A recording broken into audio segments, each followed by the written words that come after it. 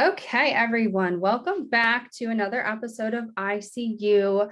Today I have Michelle Milheiras on with me. Michelle, I hope I didn't just botch your name because I typed it out phonetically. How did I do? Perfect. That was the best pronunciation I have heard in a long time. Yes, I love it. That is so amazing to hear. I can't stand when I mispronounce people's names because I grew up with my name getting mispronounced. So How do glad you pronounce your last name, if you don't Kreitzer. mind me asking? Sorry. It's Kreitzer, Krajcir, Kreitzer. Kreitzer. Yeah. Okay. Yeah, I don't hold it against anyone if they mispronounce it. And I always say that's why when I created my company, I made it Callie K Nutrition because I could never expect anyone to pronounce that. Callie K is more concise and people Yeah. will know you right off the bat. Yeah. That's a Yeah. strong name. So the listeners who are on Instagram and other social media apps may know you better as the Happy Pelvis. Is that what your Instagram name is? Yep. The Happy Pelvis. Yeah. Awesome. Okay. So why don't you do a little introduction on yourself and maybe dive into your health journey with chronic pain? Sure. So I started the Happy Pelvis as a way of expressing and sharing my journey as an outlet. I am a graphic designer. I've worked in marketing for nearly a decade, and my health deteriorated. And the Happy Pelvis was something I created to reach out to others within the community and try to connect. And I realized I wasn't alone when I got into the Facebook group. So I created my own platform to reach others. So at the Happy Pelvis, I'm really committed to advocating for people with IC and bladder pain syndrome and other pelvic health conditions through a variety of different initiatives and projects. So these projects work to bridge the gaps in pelvic health care accessibility right now and to bring awareness to the hurdles and of the individuals that individuals like ourselves face as a result of IC, bladder pain syndrome, and chronic pelvic pain. So a little bit more about me. If I rewind, my chronic pelvic pain started, unfortunately, when I was a child. I ended up going down an icy toboggan hill with my dad and my sister, and I fell off the back and fell down the hill right on my tailbone, and I ended up with a tailbone injury, as did my dad. My dad's healed, mine did not. And I would go to the doctor and they would assess it and everything was okay.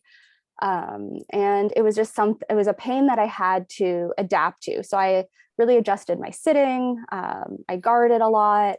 And then as I grew up and hit puberty, painful periods were pretty prominent, as well as recurrent urinary tract infections, recurrent yeast infections due to the antibiotic use from the antibiotics from the UTIs. And it was a vicious cycle. And then all of a sudden, I was getting pain of my vulva. And at this point, my family doctor couldn't help me. So they sent me to a gynecologist where they diagnosed me with vulvodynia, vestibulodynia as well, and possible lichen sclerosis, which is an autoimmune vulvar and rectal genital area skin condition.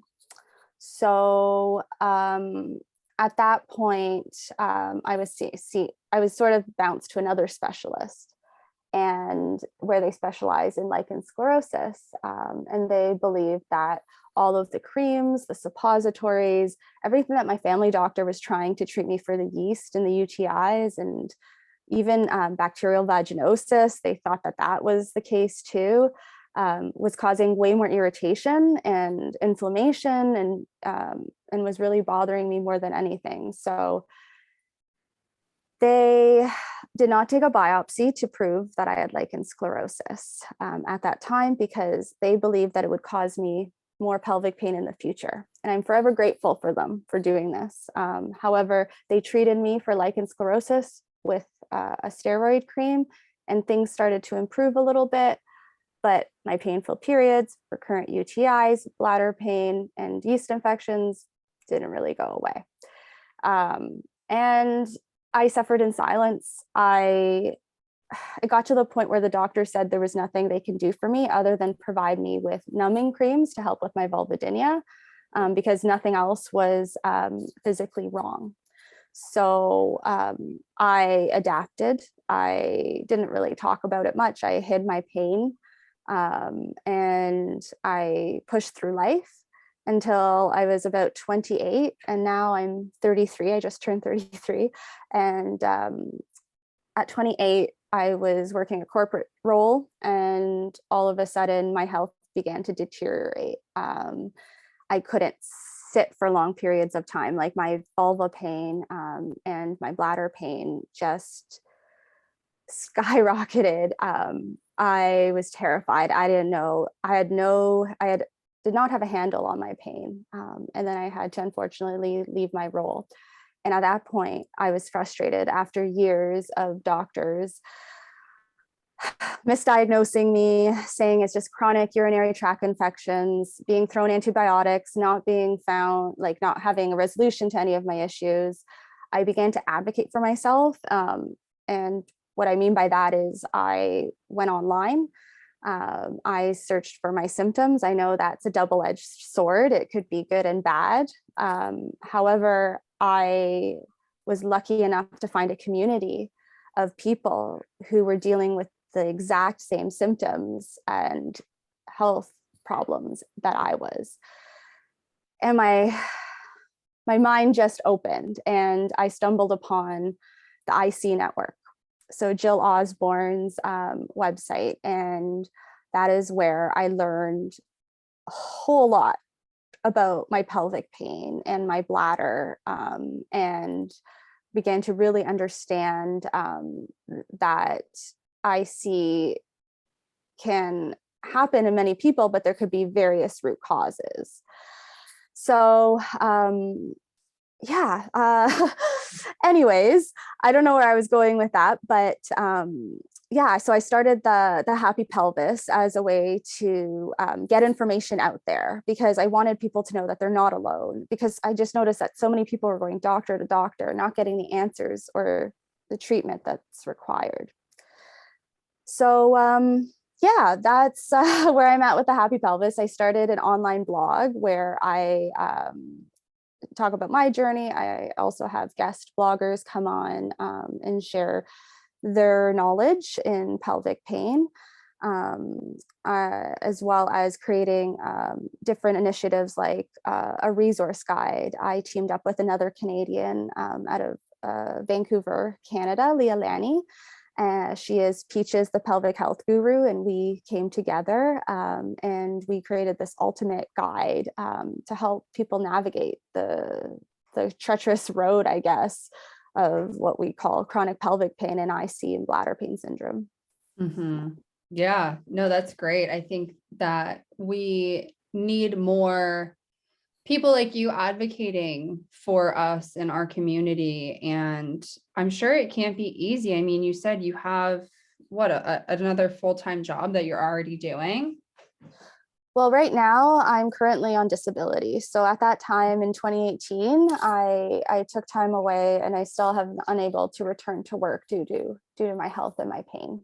Okay. And so right now the Happy Pelvis is my passion project, trying to guide people in the right direction for different providers like yourself, because we know diet can be integral when you're trying to narrow down your triggers and your pain triggers when it comes to IC and BPS.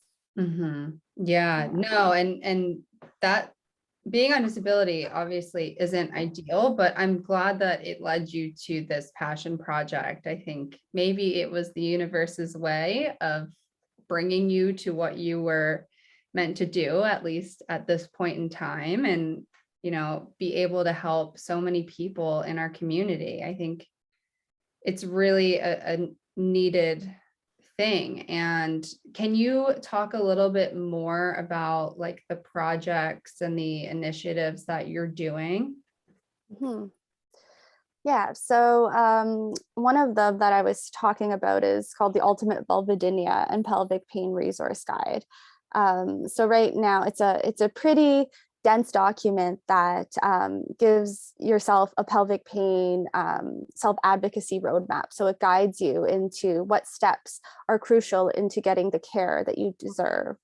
Um, we also have medical fact sheets. So these fact sheets are compiled with different evidence-based resources. Love that.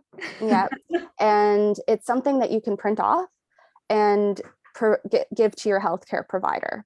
So when they look at this document, it breaks things down of what is interstitial cystitis, what are the symptoms, what is the treatment plan, what works, what doesn't, all of this. So I actually just updated the IC Bladder Pain Syndrome one because the AUA just updated their guidelines, like you know, so I had to adjust a few things there. So this type of resource is very helpful for people to bring to their doctors and say, this is the most updated information we have on this condition. Can you help me?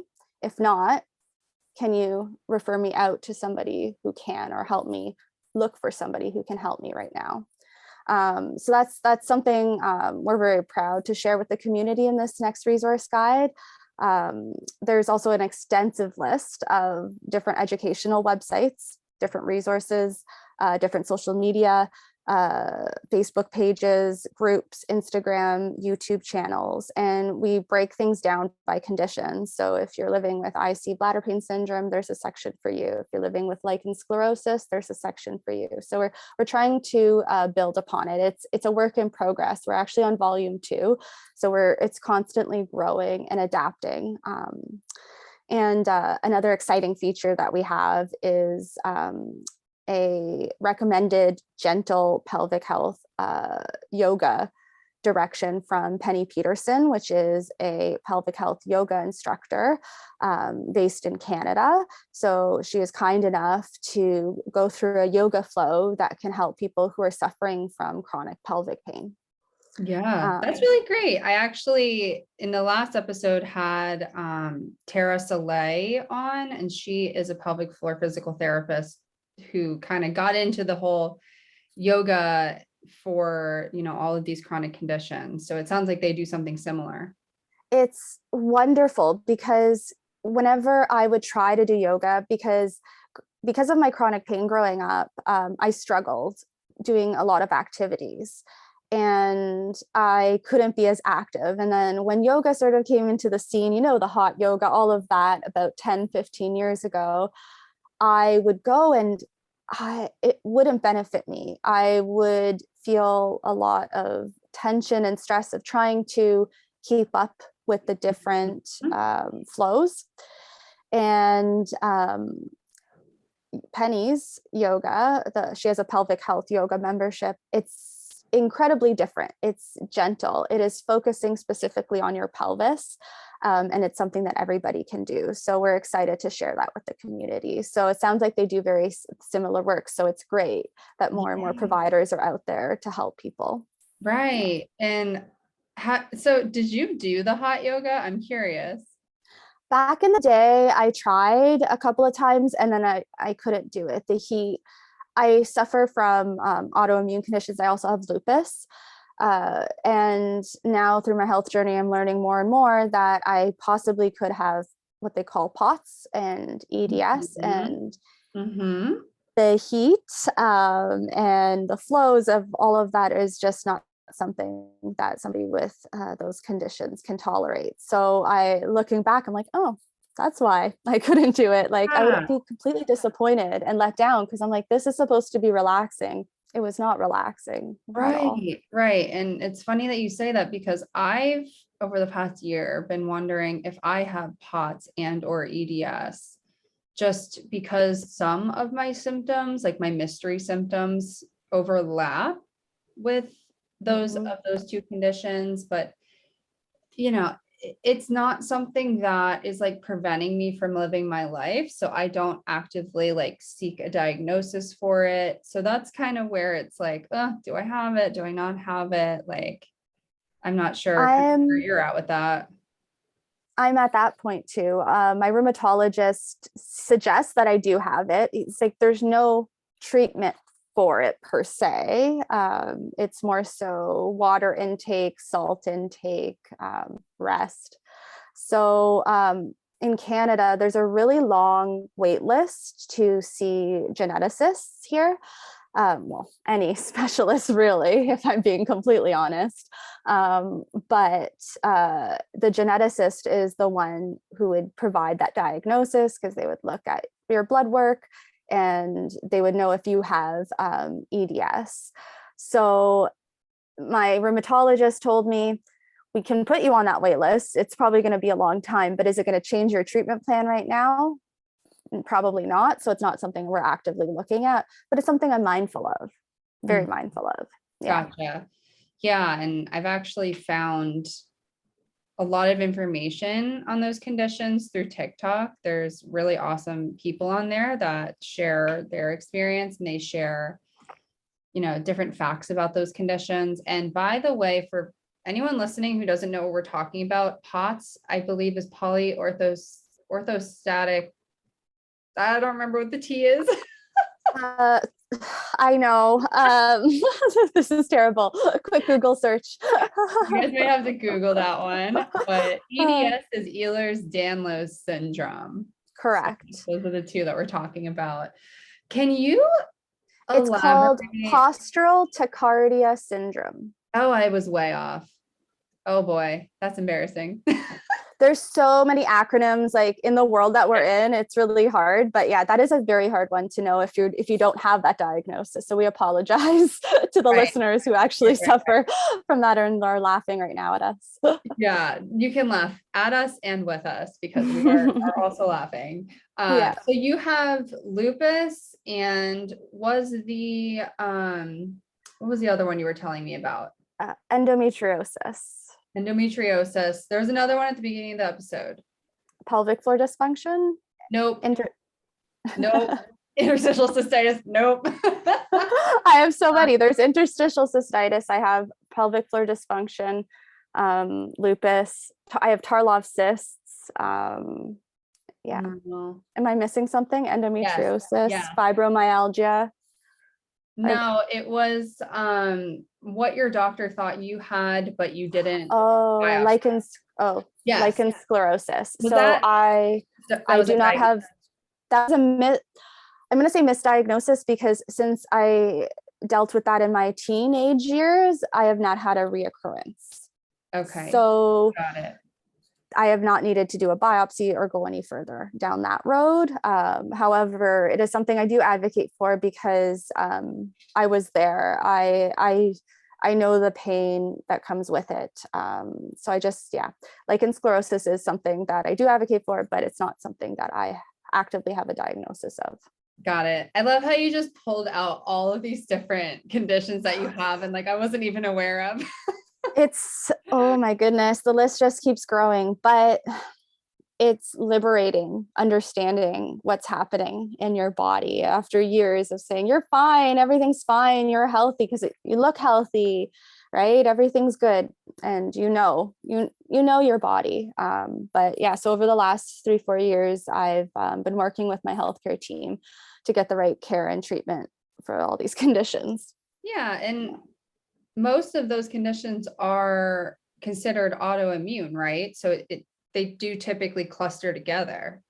Exactly. Yeah. So the lichen sclerosis was something they jumped to, I think, fairly quickly because my mother has autoimmune conditions. She has lupus as well as arthritis. So because of my family history, I explained to them, they were like, oh, this must be lichen sclerosis because it visually looks like it. And she has that history. So I feel that's why they went that direction.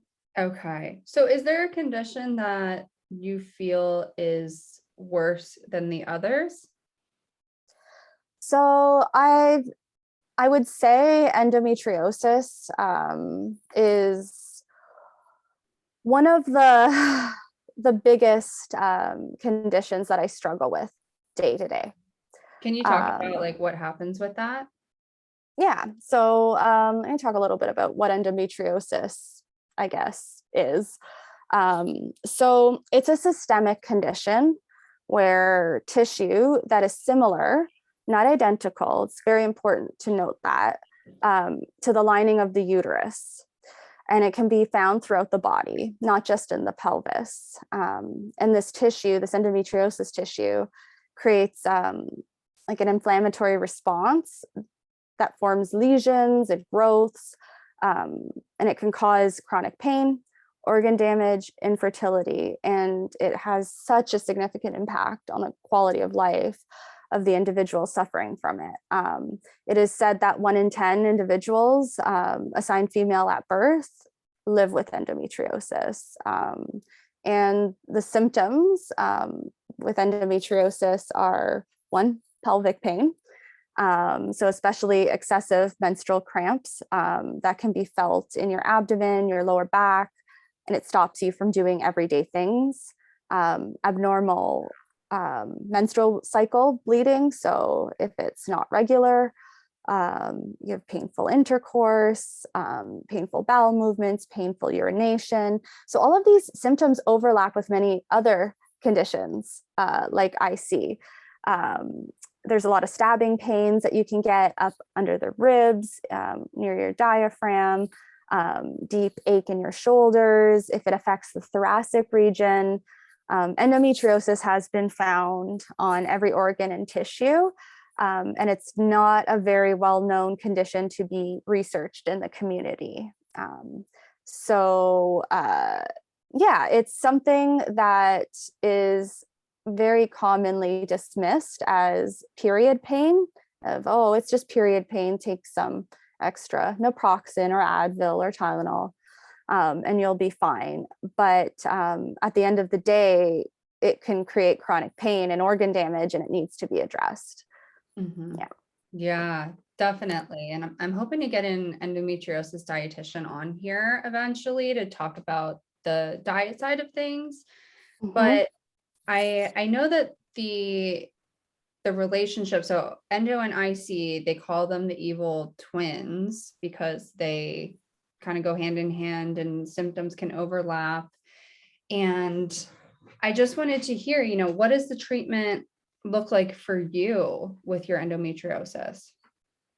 So my treatment has been a little choppy. So over the years, I've heard the word endometriosis. I've always thought about it because of my heavy periods and my painful periods. However, doctors dismissed me and said, you don't have it. And there was one time my gynecologist said, oh, you haven't tried to conceive and failed yet, so you don't have endometriosis. And it just like, what? That's your logic? Doesn't make any sense. But I ended up advocating for myself, like I said earlier, and I learned that there are different endometriosis specialists who specialize in excision. And there are very few in the province that I live. So I made a list of the top. I looked at reviews. I spoke with individuals within the community who had surgeries with them. I had my first surgery with a specialist. However, that surgery didn't help any of my pain. There was really no improvement. And then I ended up getting sent to a chronic pelvic pain clinic within a top hospital here in Toronto, Canada.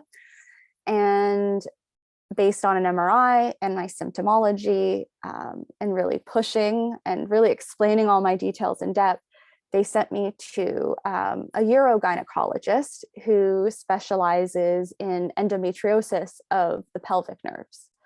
And that field is called neuropelviology, and it's where they address diseases such as endometriosis affecting the pelvic nerves. So on the MRI, something was seen.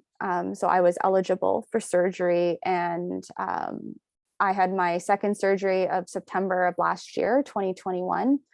And endometriosis was found on my pelvic nerves. So the important ones being the obturator nerve, which is important for bladder sensation and pain. The pudendal nerve, which affects your vulva and can cause vulvodynia pain and symptoms. And there's another one, the sciatic nerve. Mm-hmm. So a lot of my leg pain. So a lot of my pain comes along with my cycle. So that was a big indicator that I had it. So since my surgery, I have had improvement in my bladder pain. I would have prior to my surgery, I had severe allodynia from my belly button down to my pubic bone, and anything I would touch there would cause urgency or pain in my bladder. Or if I were to do internal pelvic floor physical therapy, hitting that obturator nerve or hitting those muscles would cause me a lot of sensitivity. And since my surgery, my sensitivity has decreased, which is huge because I've never not felt that. And it's really validating to know and to get down to the cause of the pain. And I'm not saying I'm cured. The pain comes and goes now, which I'm appreciative of, whereas before it was 24/7. And I have follow up with my doctor, so there's a few other issues I have to address. But I do believe that surgery, I don't regret it. It was something, it was a serious surgery. The pelvic nerves aren't something to be played with by a regular surgeon. This is a surgeon who is very trained. He actually was trained under a doctor in Switzerland named Dr. Possover. And he is actually not a Canadian doctor. He was brought in from Brazil because there was a need for him here and to educate as well other doctors. So long story short, endometriosis has caused havoc for me and my pelvis and my body. And endometriosis, not the only way, there's no cure. Mm-hmm. But the best treatment approach right now is endometriosis excision with a specialist, and trying to get into one of these specialists has a lot of obstacles. In the States, financial. In Canada, in our public system, it's very long wait lists. So getting endometriosis care accessible to the public is at the forefront right now. Mm-hmm. Yeah, it sounds like there's a lot of obstacles with wait times, in both of our countries. And my Canadian clients are always telling me, like, no matter what doctor or physical therapist it is, like, there's a crazy wait time. And that's like a major problem for people like us. Mm-hmm. So from my first surgery in 2019 to my second surgery in 2021, I already had severe damage to my left ureter. I also believe that ureter that had endometriosis on it was causing a lot of my bladder pain and symptoms. So the fact that it causes this much damage and it's not being addressed is difficult. And many IC and bladder pain syndrome patients, potentially their root cause could be endometriosis affecting the pelvic nerves in some way. Mm-hmm. So if someone listening to this is like, ooh, this might be my issue, what would you recommend they do? I did a blog post. I can send you the link so you can share it afterwards. And it talks a little bit more about this type of endometriosis. And because there's so many patients who undergo excision surgery and they still struggle with their bladder pain after, and then they're told that you have IC, and then they go through unnecessary treatments that one cost a lot of money and might be negatively affecting their body in some way. Mhm. So yeah, sorry, what was I just lost my train of thought there. Where would people go to find resources Yeah, or for something? pursue a diagnosis. There is a list of specialists that I can provide within means. I don't. It's hard giving recommendations because I feel that with every doctor, there's good, like people have good experiences and bad experiences, Mhm. and we have to understand that. But understanding that there are a few that have the knowledge base for this condition, and learning about them is super important. So I have a blog post that talks about parametrial endometriosis, and that is specifically bladder centric symptoms. So I think that might be important for listeners to take a look at if they're interested. Also, they could reach out to me and I can give them a handful of doctors or practitioners within North America that have been trained in that specialty. Okay, perfect. So how are your IC symptoms nowadays?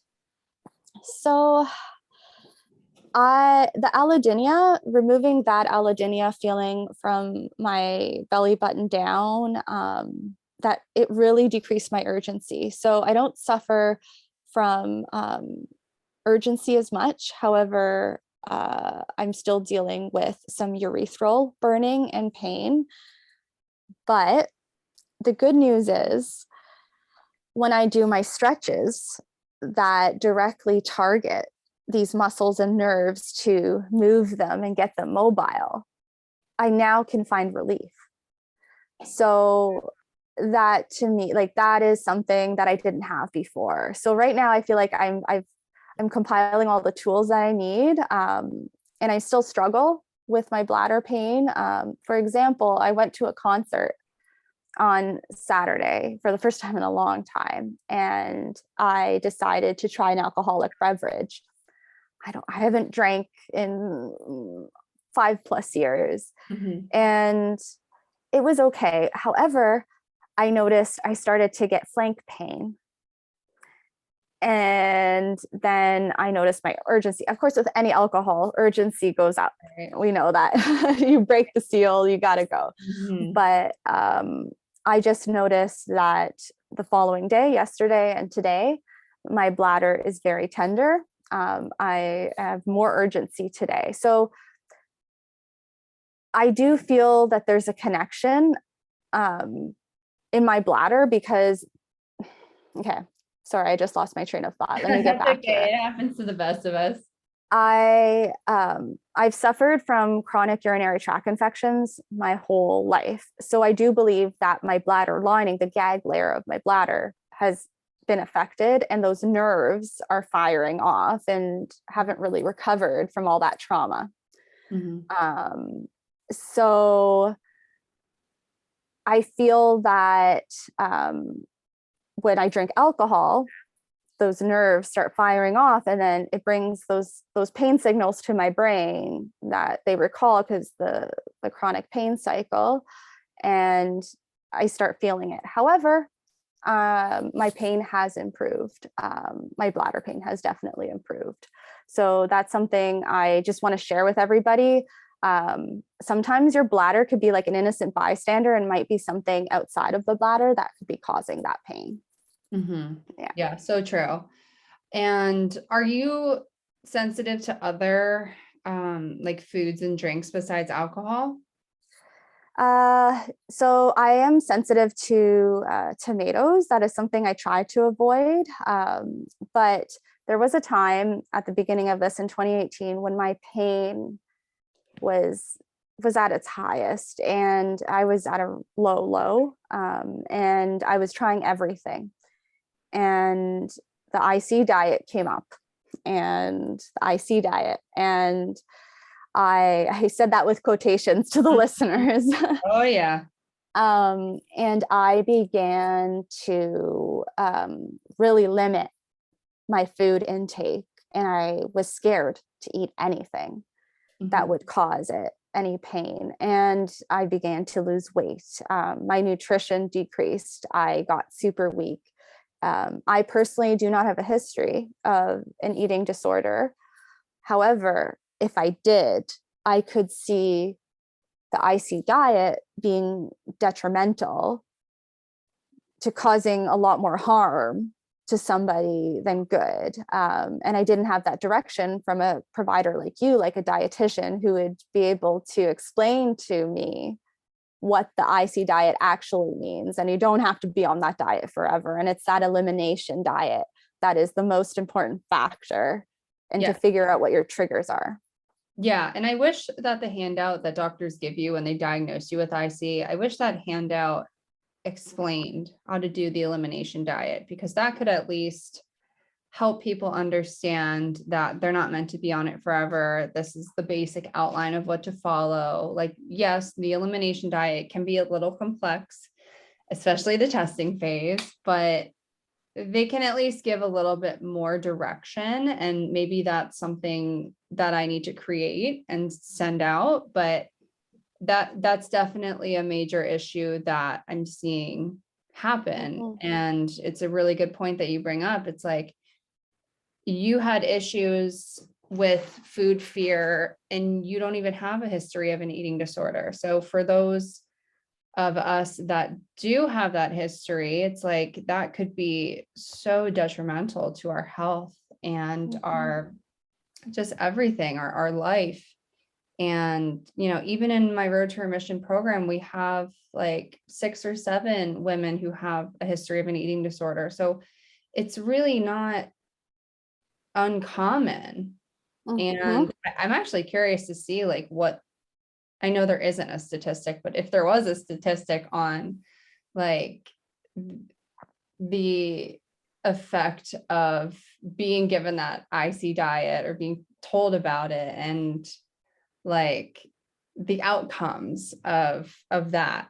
So mental, physical, whatever that may be, like that would be such an interesting thing to look at.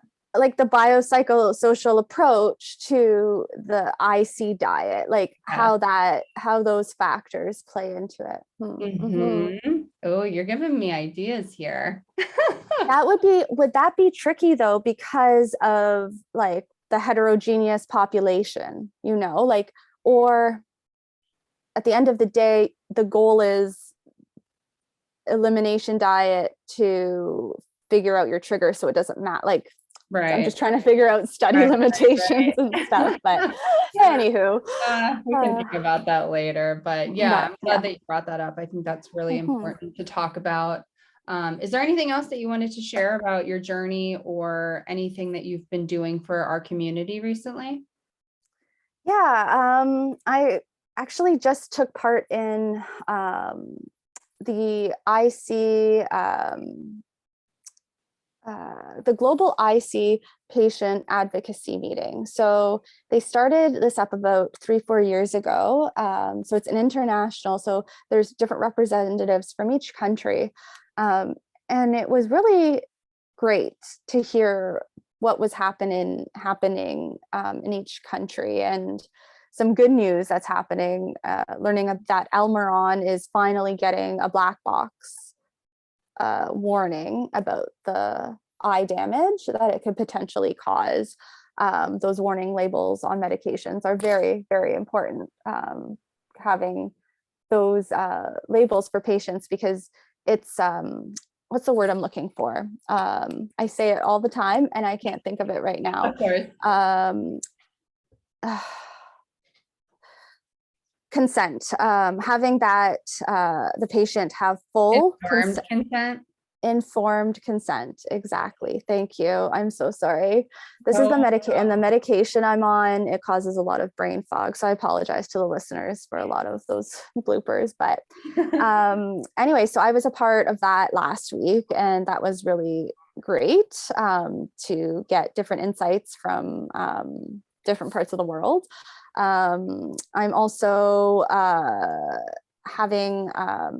I'm creating in the works right now. So by the end of the summer, my goal is to create a valuable membership that equips pelvic pain patients with everything that they need to help them on their journey to find the answers and pain relief. I'm not here, I have no medical background. I am just here to relay information to patients that they can bring to their healthcare team to help them on their path. So I'm excited to share that because it's going to be like a solid jam-packed resource library. So I've been chipping away and things are getting there. So I'm really excited to share that.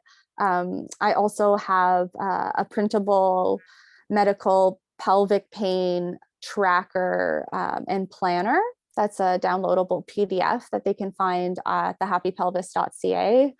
And so that is something that I created at the beginning of my journey because I noticed I was very disorganized. And when I went to the doctor's office, it was very hard for me to, like, you can hear it with me saying with my brain fog, be like, I'm sorry, I lost my train of thought. Imagine me in a doctor's office. So by having those sheets of paper in front of me as reference, was really helpful. And the trackers that I have in there allowed me to find different triggers, just like the diet and everything, different things that really bothered me. And I would bring forth to my doctor, and we sort of put the pieces together, and it was really helpful. And my healthcare team really appreciated that. So I wanted to share that with the community. So I put it up at thehappypelvis.ca.